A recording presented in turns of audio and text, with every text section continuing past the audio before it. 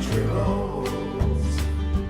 Take me home, country roads. In Vault 76, our future begins.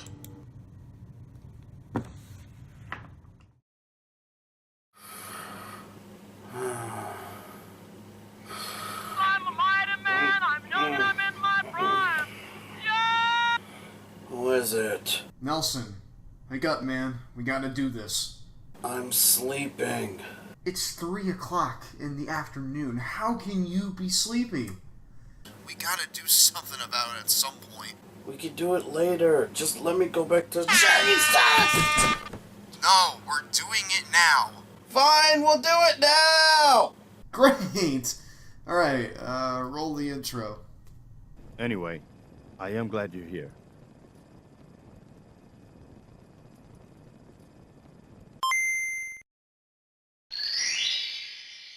Can we talk for a minute about just how long it's been since this game was even revealed? Because it certainly doesn't feel like it's been that long. I mean, I got this game on launch day and everything. I got the season pass for Christmas, I stuck around for mod support on consoles, I even hung the perk list pamphlet on my wall, the one that came with the game. I was in love with Fallout 4, and 2 years later, I'm finally getting around to doing something I should have done at least a year and a half ago. Speaking of which, Nelson, are you doing okay over there? Well, my ears are gonna be ringing for the next while. Oh, that's good to hear. That is good to hear. Anyways, like Geeky said, it sure doesn't feel like 2 years have passed since this game first came out. But I'd more or less blame that on the fact that the game has remained relevant throughout those 2 years, with the addition of the Creators Club, and more recently Fallout 4 VR. While both were complete messes in their own right, it kept Fallout 4 on people's radars, for better or worse. So much worse. Now before we give our thoughts on Fallout 4, I think now's a good time for us to give our experiences with the series as a whole. Fallout 3 and New Vegas were my jam in my preteen years. Outside of those and Fallout 4, I don't have any experience with the first 2 games. They look interesting enough, but I never gave myself the time to put down the $10 or so required to buy them and play through them. Yes, I'm a cheapskate. Sue me. For me, the Fallout franchise is my favorite video game franchise of all time. I started with New Vegas right when I graduated high school and bought my PS3 as a gift. I later played Fallout 3 when a friend lent it to me, and I eventually bought the Fallout collection on PC, giving me a chance to play the original Fallout 1 and 2. I've been with the franchise for 8 years and have dumped about 100 plus hours into all of them, Vegas being a personal favorite of mine. Nelson is clearly the series expert here, but regardless, I was excited for the game. Nelson, I'm sure you were excited for the game, and as I stated before, I played the fuck out of it when I got it. But I've played a lot of stuff since then. Persona 5, Breath of the Wild, Witcher 3, so on and so forth, and in light of all of these games, Fallout 4 really doesn't stack up. Yeah, I don't like this game as much anymore, and maybe it's a little off base to compare Fallout 4 to something like Persona 5, but let's take this one step at a time, I guess. First though, I gotta create my character. Mr. Tommy, welcome back, sir. Chicken. Codsworth. You're just a little chicken. Can't have enough of those. Fallout 4 really lacks in comparison to what was released both within the same year and even years later. Hell, I'd argue it lacks even when compared to its predecessors. Now granted, this game is a step up in terms of gameplay when compared to Fallout 3, where gunfights had no weight to them and it just felt like you were shooting BB pellets. However, in terms of RPG mechanics, God does it suffer. From the offset, there's a huge disconnect between the player and the world. You don't even get to remotely decide your backstory. It's all determined for you, right down to your experiences inside the vault, which really just involves getting into an icebox and watching your wife die right in front of you, or your husband. Evacuate to Vault 111 immediately.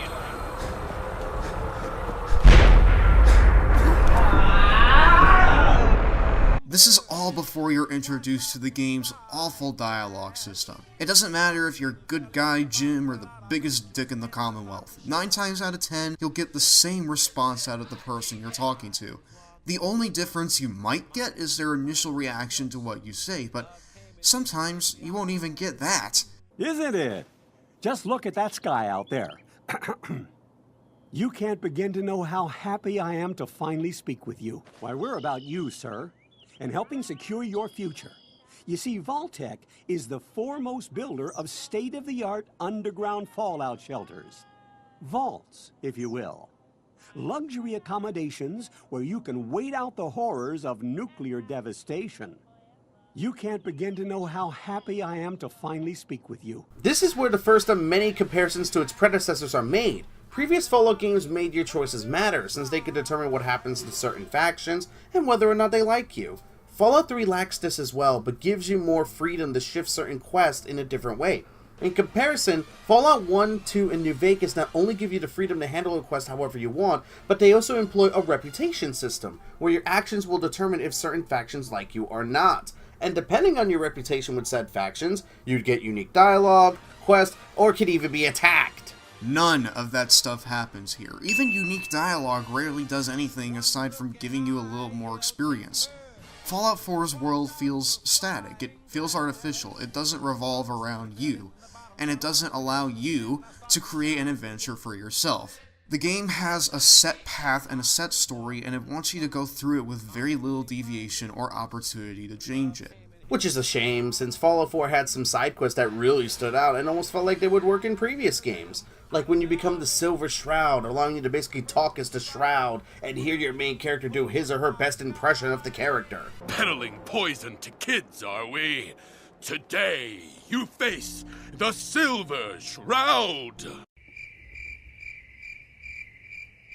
Don't touch me, motherfucker. Even in gameplay, Fallout 4's deviation from its RPG roots are woefully apparent. Hope you like perk trees, because that's the extent of what Fallout 4 carries over from its predecessors. Even then, the perk tree doesn't offer any crazy or wild perks to, again, change the world or personalize yourself. It's all the bare bones obvious stuff, like you can deal 20% more damage with rifles, or you can pick advanced locks now. Hardly as interesting as exploding radiation out of your body, or being able to eat feral ghoul corpses, which is basically zombie inception. This is the whole idea of the RPG protagonist. They gain abilities that allow them to bend or even break the rules. This is done to create the sense of you being more powerful than anyone else, and also indulging into a bit of a power fantasy. The best example of this are the Persona games, where the MC gains the ability of the wild card, allowing them to do things that no normal person or even Persona user can do. That's what many older RPGs and current ones try to do. Give you the chance to not just insert yourself into the story, but also give you the ability to bend or even break the rules. There's not even a real reason to create a build for yourself, because there's no level cap in Fallout 4. You can level up to God status if you play long enough, which I'd imagine would make not only normal game modes, but survival mode a bit of a joke. Why create a melee and sidearms character when you could just be good at everything? Speaking of survival mode, let's talk a little bit about that and how it makes me want to do unspeakable things to the game and everything it stands for. Nelson over here will tell you that it's the best way to play the game, and while I don't necessarily think that, I do think it's a good model for what survival games should be. It's less about managing meters and more about forward thinking, because you can't fast travel, you can't save unless you sleep in a bed, and even items like Radaway will do bad things to you if you're not careful. This means you gotta experience the world piece by piece. Comb through the missions in an area, choose the right perks that'll aid in your survival, pick your battles carefully, make beds and water pumps in every single settlement possible to make pit stops for yourself. It's engrossing and surprisingly involved, but fucking god it's hard, especially in places like the glowing sea. I can't stand that place. Hi, doggy. But you see, that's the reason I feel this is the best way to play Fallout 4. Instead of being a plastic man in a broken world, you're just another wastelander. You're just another person who is doing their best to survive the day-to-day. You're just as fragile as the next raider you shoot and kill. And most importantly, you're just as vulnerable as everybody else in the world. Dying comes with a heavy cost, so making sure to plan ahead, save often, and not engage in unneeded fights will allow you to continue in your journey. Unlike most other survival games where your character can get hungry/thirsty to the point of death within 12 hours of a day! Pay attention to your fluid intake. But Nelson, you gotta admit, it's fun being a plastic man sometimes. You certainly don't die as much when you're a plastic man. That may be so, But the whole point of the Wasteland is the idea of survival, and while Fallout 4 survival mode isn't the best in terms of this, it's far better off than New Vegas' version or most other survival games. Well, minus how bullshit some areas and explosives can be. Looking at you, Molotov cocktails. And the glowing sea. Don't forget the glowing sea. Hi, doggy. Dude, I got through that easily. Yeah, well, some of us just aren't that lucky, Nelson. It's got nothing to do with luck, man. I don't want to hear it. I want to hear it from you. Anyways, I was assuming at least, that I was talking about the beginning of a story earlier. This game has a story? Yeah, like, didn't you see the guy shoot the girl? Barely. The story in Fallout 4 is completely forgettable. Granted, none of the other Fallout games have memorable stories to begin with. Fallout 1, leave the vault to find a water chip. Fallout 2, leave your village to find a Gek. Fallout 3, leave the vault to find your father. New Vegas, rise from the dead to find the guy who shot you in the head. Fallout 4, leave the vault and find the guy who took your son and shot your wife/husband. Yeah, but at least with most of the other games, you could take that main idea in a lot of different directions. Side quests felt connected to the whole thing, and the endings all felt distinct from one another. Hell, there's even an ending in New Vegas you can get by killing everyone on the map, and as you'd expect, it makes you feel like shit for doing it. Fallout 4 could have used an ending like that, I'll tell you that much. True enough, because while the stories for all the Fallout games aren't that complex or unique, they make up for this with memorable characters, quests, and even endings, most of which Fallout 4 is lacking heavily. 3 of the 4 endings are basically, Institute blows up, we win, while the only ending that is different is, Institute wins, everyone hates us? Yeah, if you choose to support the Institute, while some of the NPCs and even followers show their disdain for it, they will nonetheless leave you be.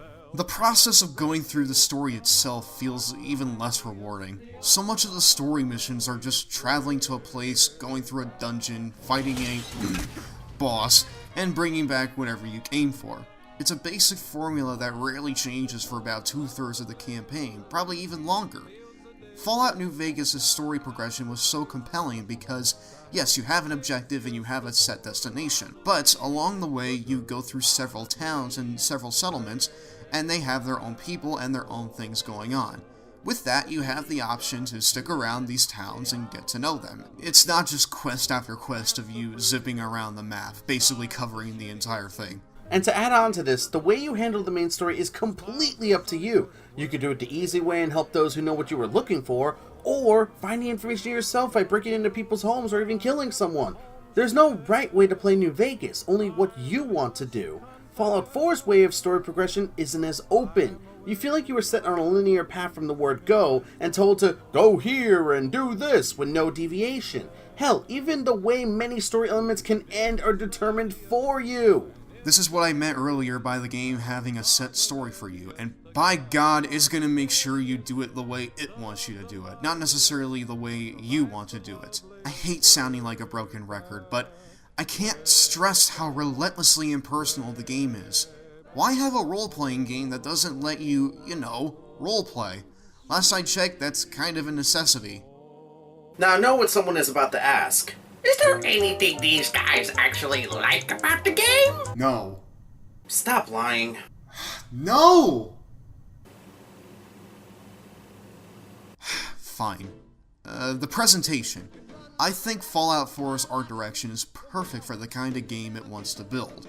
Look at this place. It's lived in, it's wet, it's run down, and the creatures you fight here are just as unsettling, sometimes even more so than their Fallout 3 or New Vegas counterparts. Like, look at Fallout 3's Mirelurk. It looks like a fucking action figure, doesn't it? Now, look at Fallout 4's Mirelurk. We go from a humanoid fishman to a giant crab, complete with the eerie pitter-patter of its legs whenever they hit the floor. A huge improvement if you ask me. Along with this, many of the creatures and even humans of the Wasteland have improved survivability thanks to them now incorporating their own natural abilities, like the Mirelurks using their shells to reduce gun damage and even block melee, Deathclaws dodging on all fours, and even humans using cover in firefights. It makes it all seem natural and less like a game, since any creature or human in real life will use everything they are capable of doing to ensure their own survival. It almost saves the shallow gunplay. Almost. Come on, you at least have to admit the crafting system makes said gunplay a little more interesting, since now you can craft a wide array of different weapon parts, turning a standard pistol into a rifle, or putting a stun ability on your baseball bat. Okay, I'm keeping it positive. Fallout 4's biggest draw, for me at least, is something that isn't even required whatsoever to enjoy the game. Settlement building. Have you ever walked along the wasteland in the other games, found a piece of worthless junk, and thought to yourself, man, I wish this common household spoon had some modern post-apocalyptic use? Well, now you can use the materials in that spoon to make a nifty little table lamp. And if you really hoard your junk, you can build anything from houses to shops to battle arenas. Heck, you can even capture creatures and make them fight for your own amusement. Go ahead, make a Deathclaw fight a mole rat and the weakest settler. Indulge your inner sadist. We won't judge. And the best part about what Geeky said is that with that same spoon you used to make that table lamp, it can also be used for weapon/armor crafting. One of the many reasons I love this system is that each junk item shows you what base materials they are comprised of, so you can pick and choose what you need more. Do you want the extra wood for new houses, or do you need the nuclear material for a glowing iron sight? There's a lot more freedom with this sort of a system compared to New Vegas' modding system, and while yes, Fallout 3 had some use for the junk items, they aren't to the same lengths as what Fallout 4 offers. I've always been a sucker for town building mechanics especially, and I'd buy a full game of just the settlement building if I could. But if that were to happen, could we at least measure how much wall we want, or how much floor we want, or, in the case of Fallout 4, give us an actual in-game benefit to sinking hours into our settlements other than the illusion of making America great again, because so long as there are giant mosquitoes flying around, I'd argue America ain't so great anymore. Seriously though, if you haven't encountered a glitch that makes these things unkillable, you do not know true fear. So we've talked about how bland the story is, how un-RPG like the RPG stuff is, and how much we love the crafting and settlement building. What's there left? Honestly, the best of this game, the DLC. Now don't get that twisted, some of the DLC aren't that good. Vault building!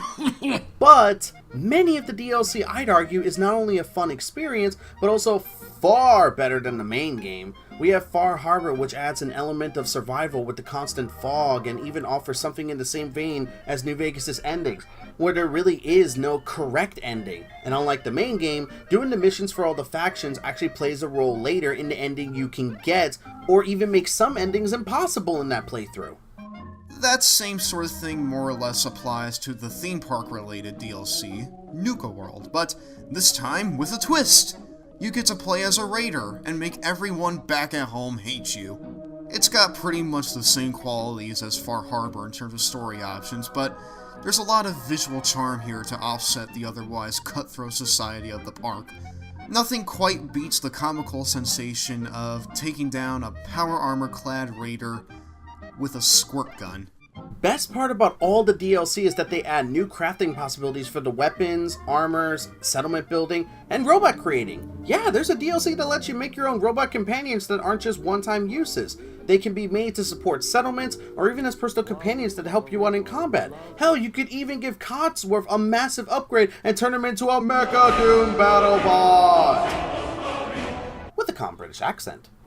Your thoughts? I was just running some diagnostics on the old internals, sir.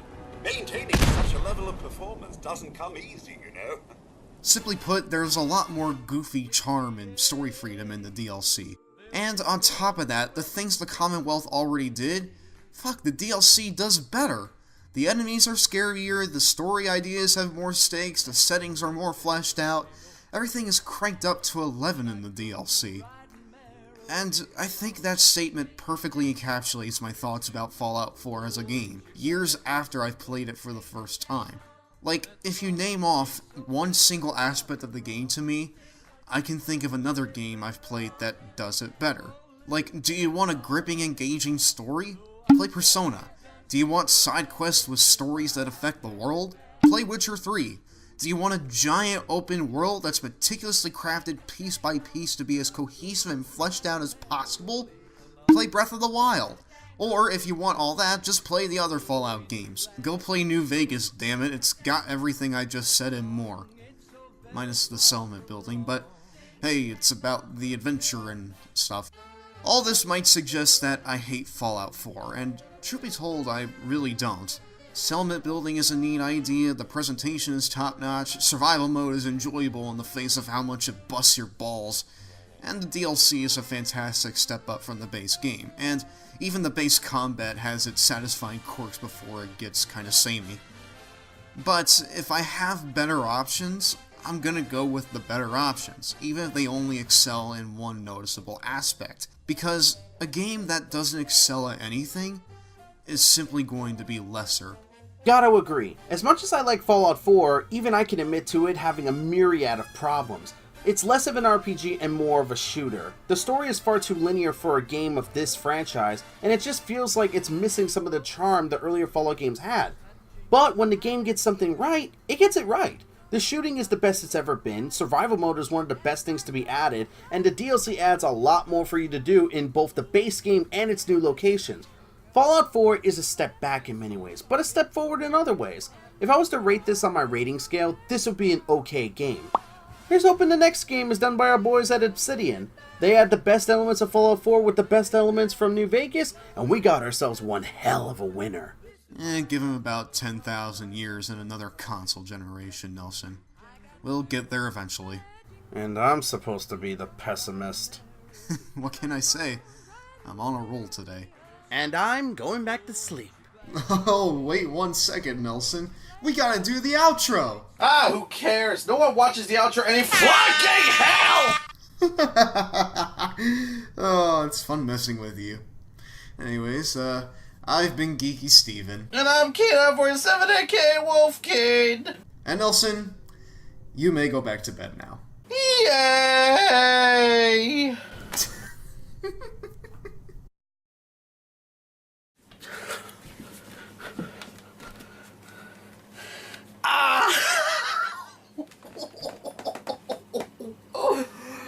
Ow, I popped my knee on that fall. Ow.